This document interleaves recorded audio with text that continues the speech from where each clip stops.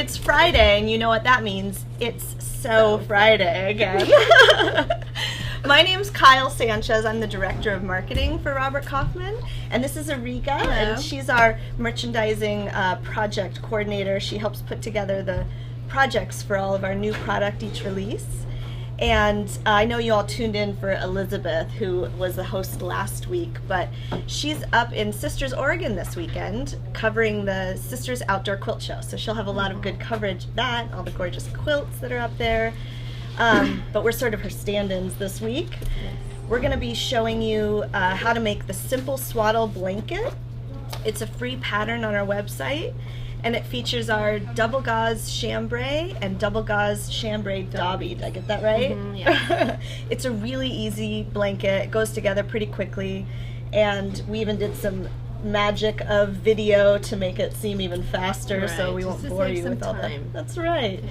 But Ariga has experience with teaching, so I thought she'd be great at walking you through this and giving you some good tips and working with the double gauze and sewing together a really simple project. It's a great gift for baby showers. Very fast and great every baby needs gift. one. Yeah. Take it away, Ariga. Okay, so to get started, we need two pieces of fabric, one for the front and one for the back. We are going to lay them on the table like this, have them right sides facing. So you want your fabric right sides facing. You want to make sure it's nice and flat on the table. You just want to kind of use your hands, smooth it out, make sure you don't have any bubbles. And we are going to be pinning all around. And I can go ahead and turn it. On this side I have already pinned it just to save some time here. So like so, we're going to be pinning all around. You don't have to overpin, you don't really need too many pins. This fabric is pretty easy to work with. So again, but I'm a pinner, I like to pin just to make sure when you're on the machine. I am not a pinner, I gotta tell you. So boring, but it really helps, yes, right? It really does. Yeah, for that accuracy. Yeah, but this project's pretty simple, so you don't really have to overpin. You can also go ahead and round your corners if you like. You can also just leave it square, but you can use a regular paper plate for that and just place it on the corner. I actually left one corner undone so I can show you. So it looks like this, and we're just going to grab the plate, place it right on top, and with a fabric marker we're just going to go ahead and mark that edge. And you can either use scissors or a rotary cutter, whatever works best for you. I will be using a rotary cutter, and I'll just cut right on that line that I just marked. There we go. And so we'll just go ahead and finish pinning this edge. You want to grab both layers, and I like to pin with the head of the pin sticking out like this. There's really no right or wrong way of pinning, but this just makes it easier when you're on the machine. We don't want to sew over pins, so it's easier to pull out as you go. So we'll just put a few pins here. And you can have more pins at the corners, your rounded edges, because you'll need to guide the fabric a little more when you're on the machine, so that helps the fabric from shifting. Like so. So I think we're all pinned. Ariga, can I ask a question? Yes. This is really impromptu. So when I sewed this together, I kept it squared, the corners squared, and I sewed the curve to it and then cut off the edge. Oh, is there any do that advantage to doing it either way? You just won't be using a tool basically to mark your corners. That'll actually make it a little easier. Would it make it a little bit more stable because it's yes. keeping squared? Yes. I wonder. But you would also still want to mark so. it. Yes. But you would still want to mark it, and then just to make sure you have a nice straight line. So after you have all your pins, we need to leave we're going to be sewing all around, and we're going to use a 5/8 of an inch seam allowance, but we need to leave a little opening on one side. It doesn't matter which side, maybe about 5 or 6 inches, to be able to pull it right side out when you're done. So you can start from one mark, sew all around, and when you get to the other mark, you'll stop. So we'll go ahead and thank you.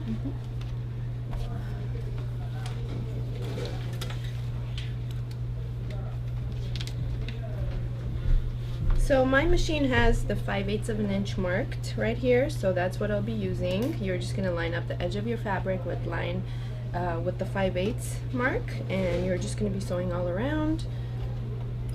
And you want to try to not pull on your fabric too much, because the double gauze that does shift a little bit, but that's why we pin. I'm learning. So we're just gonna sew all around. And of course we're not going to sew the pins. Just gently guide, and when you get to the corners, the edges, you just want to guide your fabric a little more, because you are sewing a curve. And just all around.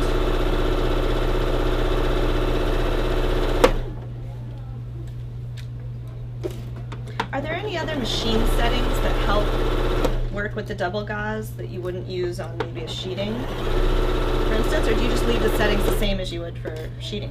No, I usually just leave it the same. Yeah. Yeah, that's what I did. You can maybe use a thinner Right. needle, since the fabric is a little finer and moves a little more.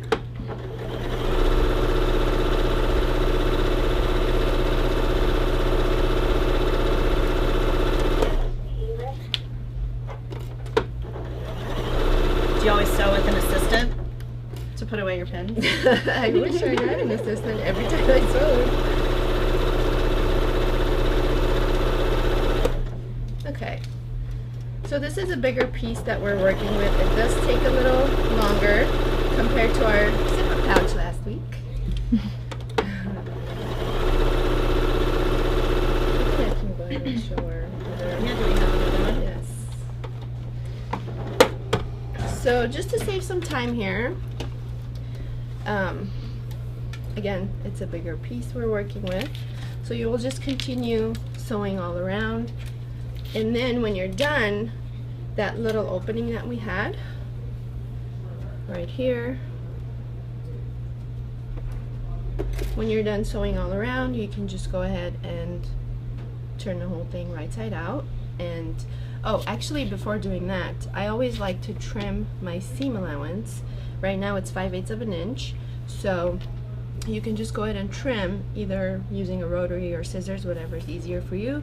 You just want to trim your seam allowance in half, just so you don't have too much bulk on the inside when we turn it right side out and when we press. So before doing that, you just want to go ahead and trim all around, but you just want to make sure you don't get too close to your stitches. And then we'll just go ahead and turn it right side out, and it will look like so. Well, it's not sewn It'll look around, like this, but right? right. So it will look like this with your rounded edges.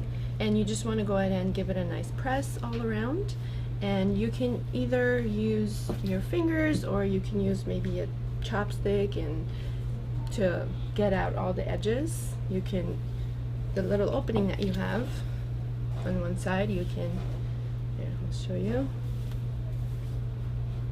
You just want to make sure you get that nice rounded edge all the way out. And then after you do that, we're just going to go ahead and press all around. And the opening that you have, you just want to tuck it in, again, about 5/8 of an inch.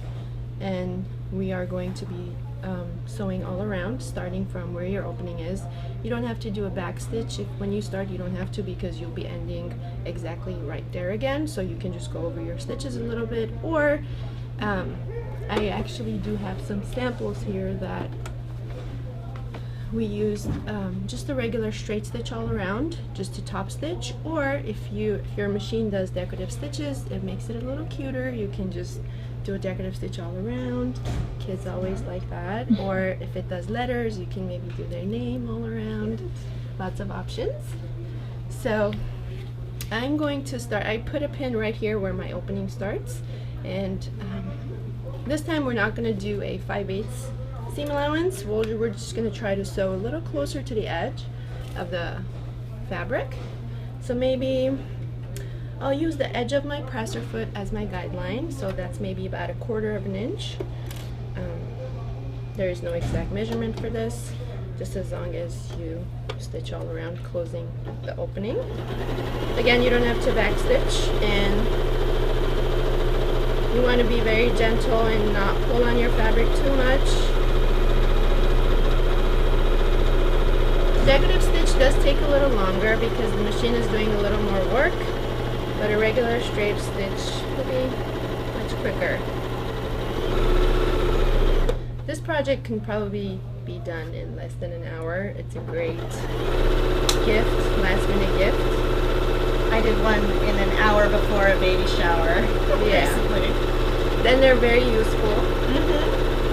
And so soft, and they Yes. wash up beautifully. So all of these samples are unwashed, so they look really smooth.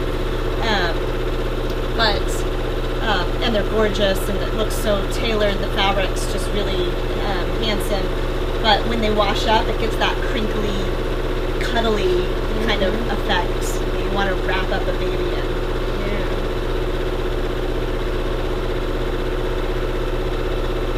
And so the size of your top stitch, the length away from the edge, is just sort of a personal preference. Right, you don't want to be too far away from the edge. I think 1/4 of an inch is a pretty good distance from the edge of the fabric, which usually is the distance from the needle to the edge of the presser foot. But again, you can get a little closer if you want.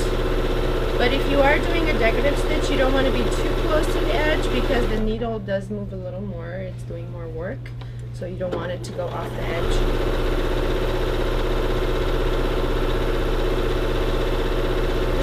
Great beginner project. We did it with our social media coordinator, Yael, who's behind the camera today, for a quick gift she needed for a baby shower. And we didn't do it with double gauze, actually we did it with flannel, right? So it was the same radiance. concept. And radiance for the backing, which was delicious. Yeah. And it doesn't really have a right or wrong side. It could be, both sides can be the same.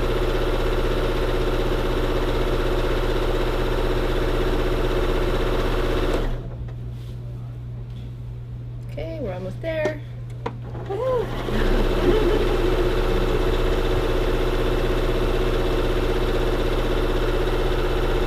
We're doing a straight stitch, so it's much faster. You can also lengthen your stitches a little bit if you like, but not too long. So I'm not gonna do a back stitch. You can if you want, just to secure your stitches, but I'm just gonna go over where I started. I'm just gonna go on top of these stitches a little bit, and that's it. Bring it up here and show. And you can trim all your loose threads, and you can also give it a nice press when you're done. And here's your awesome gift, last minute gift. We have them made up in every color that we offer the double gauze in. So the double gauze and the double gauze chambray Dobby, they come in coordinating colors. So the navy, is that the name of the blue? I think it's indigo. Indigo comes with an indigo Dobby with an indigo chambray. And there are 6 different colors. Just a stack of Swaddle. So make yours and share what you've made with us. Yeah. Tag us in social media posts so we can see and share the love. And enjoy your It's So Friday. Thanks for joining. Thanks. Bye.